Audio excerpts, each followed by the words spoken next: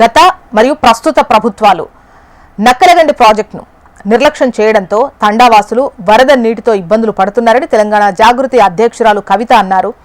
నల్లగొండ జిల్లాలోని నక్కలగండి ప్రాజెక్టును ఆమె సందర్శించారు. ఆ తర్వాత ప్రాజెక్టు వద్ద తండావాసులతో రైతులతో ముఖాముఖి నిర్వహించారు. ఈ ప్రాజెక్టును ప్రభుత్వం ఎప్పటిలోగా నిర్మిస్తుందో ప్రజలకు సమాధానం చెప్పాలని తెలంగాణ జాగృతి అధ్యక్షురాలు కవిత డిమాండ్ చేస్తున్నారు. ఇవాళ నక్కలగండి దగ్గర దాదాపు 3 తండాలు ప్రాణాల అరచేతిలో పెట్టుకొని ఉన్నాయి. 4వ తండ ఎప్పుడెప్పుడు పోతుందా అని మోతియా తండ వాళ్ళు భయంలో ఉన్నారు. మరి నేను అడిగేది ఏంటంటే ప్రభుత్వాన్ని, మీరు ఎస్ఎల్బిసి టనల్ ఎన్ని రోజులలో పూర్తి చేస్తారు? ఆ టనల్ పూర్తయి ఈ నక్కలగండి రిజర్వాయర్ ఎప్పుడు వాడతారు?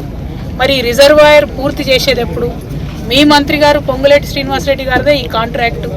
ఇప్పుడు వచ్చినటువంటి చిన్న వరదకే పక్క తండాలోకి జాలు వారుతూ ఉంది మొత్తం. అంటే దీని బేస్మెంట్ బాగలేదు, దీని కన్స్ట్రక్షన్ క్వాలిటీ బాగలేదని ఇక్కడ ఉన్నటువంటి తండావాసులందరూ కూడా చెప్తున్నటువంటి పరిస్థితి ఉంది. ఒక పక్క 2007లో చేసినటువంటి ల్యాండ్ అక్విజిషన్ డబ్బులు ఇప్పటి వరకు కూడా చాలా మందికి రాలేదు. ఇంతవరకు ఆ ఇండ్లకు ఆనాడు 70 రూపాయలు గజం చొప్పున కట్టించిండ్రు.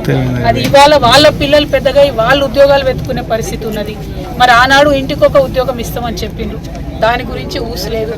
మళ్ళీ ఇప్పుడు కొత్త తండాలను ఖచ్చితంగా మీరు భూమి ఇవ్వాలి, 2 లక్షల రూపాయలకే ఇవ్వాలని అధికారులు వచ్చి బెదిరింపులకు దిగుతూ ఉన్నారు. ఇది కరెక్టేనా? ఇది న్యాయమేనా? దయచేసి ప్రభుత్వం ఆలోచన చేయాలి.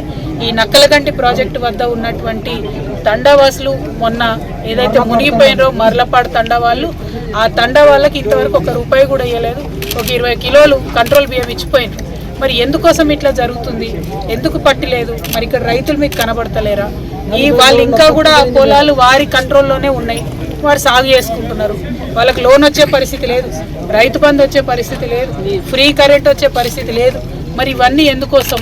ఇన్ని ఏండ్లు ప్రాజెక్టు డీలే చేయడం ప్రభుత్వాల తప్పుల. ప్రభుత్వాలు ఏదైనా కావచ్చు, ఏ ప్రభుత్వం అయినా కావచ్చు, వాళ్ళ తప్పు ఉన్నది.